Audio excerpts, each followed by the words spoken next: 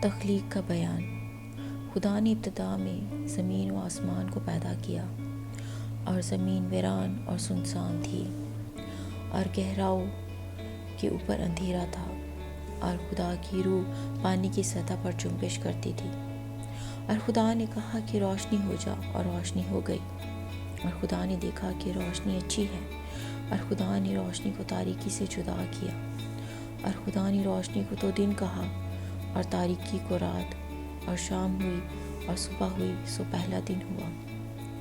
اور خدا نے کہا کہ پانیوں کے درمیان فضا ہو، تاکہ پانی پانی سے جدا ہو جائے۔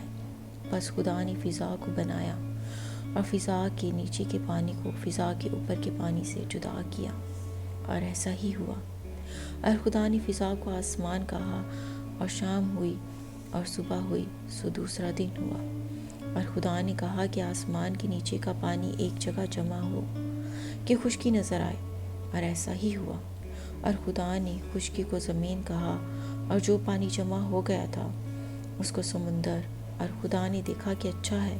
اور خدا نے کہا کہ زمین گھاس اور بیجدار بوٹیوں کو اور پھلدار درختوں کو، جو اپنی اپنی جنس کے موافق پھلیں، اور جو زمین پر اپنے آپ ہی میں بیج رکھیں، اگائے، اور ایسا ہی ہوا۔ تب زمین نے گھاس اور بوٹیوں کو، جو اپنی اپنی جنس کے موافق بیج رکھیں، اور پھلدار درختوں کو، جن کے بیج ان کی جنس کے موافق ان میں ہیں، اگایا۔ اور خدا نے دیکھا کہ اچھا ہے۔ اور شام ہوئی اور صبح ہوئی، سو تیسرا دن ہوا۔ اور خدا نے کہا کہ فلک پر نیر ہوں، کہ دن کو رات سے الگ کریں، اور نشانوں اور زمانوں اور دنوں اور برسوں کے امتیاز کے لیے ہوں، اور وہ فلک پر انور کے لیے ہوں، کہ زمین پر روشنی ڈالیں۔ اور ایسا ہی ہوا۔ سو خدا نے دو بڑے نیر بنائے، ایک نیر اکبر کہ دن پر حکم کرے، اور ایک نیر اصغر کہ رات پر حکم کرے۔ اور اس نے ستاروں کو بھی بنایا۔ اور خدا نے ان کو فلک پر رکھا کہ زمین پر روشنی ڈالیں، اور دن پر اور رات پر حکم کریں، اور اجالے کو اندھیرے سے جدا کریں۔ اور خدا نے دیکھا کہ اچھا ہے۔ اور شام ہوئی اور صبح ہوئی، سو چوتھا دن ہوا۔ اور خدا نے کہا کہ پانی جانداروں کو کثرت سے پیدا کرے، اور پرندے زمین کے اوپر فضا میں اڑیں۔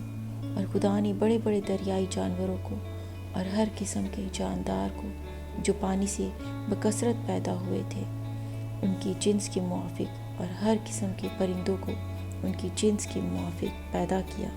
اور خدا نے دیکھا کہ اچھا ہے۔ اور خدا نے ان کو یہ کہہ کر برکت دی کہ پھلو اور بڑھو، اور ان سمندروں کے پانی کو بھر دو، اور پرندے زمین پر بہت بڑھ جائیں۔ اور شام ہوئی اور صبح ہوئی، سو پانچواں دن ہوا۔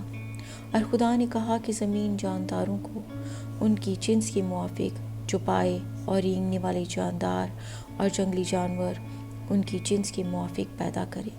اور ایسا ہی ہوا۔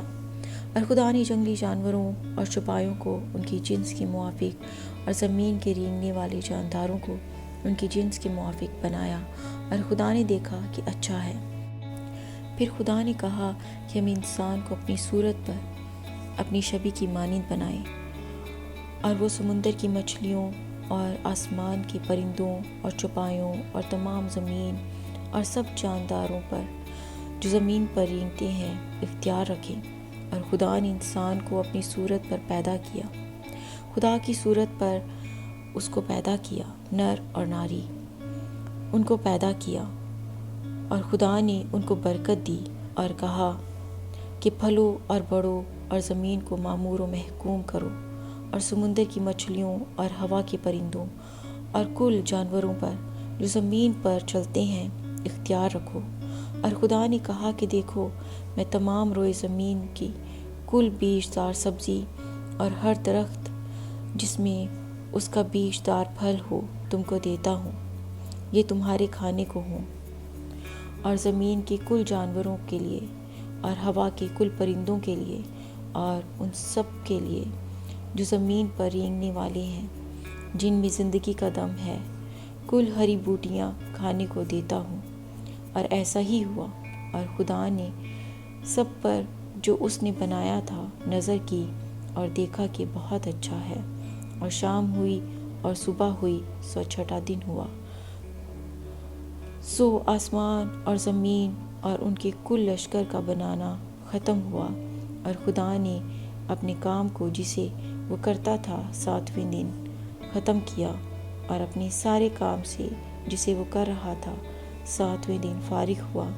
اور خدا نے 7ویں دن کو برکت دی اور اسے مقدس ٹھہرایا، کیونکہ اس میں خدا ساری کائنات سے جسے اس نے پیدا کیا اور بنایا فارغ ہوا۔ پاک کلام کے پڑھے اور سنے جانے پر خداوند کی برکت ہو، خداوند کا شکر ہو۔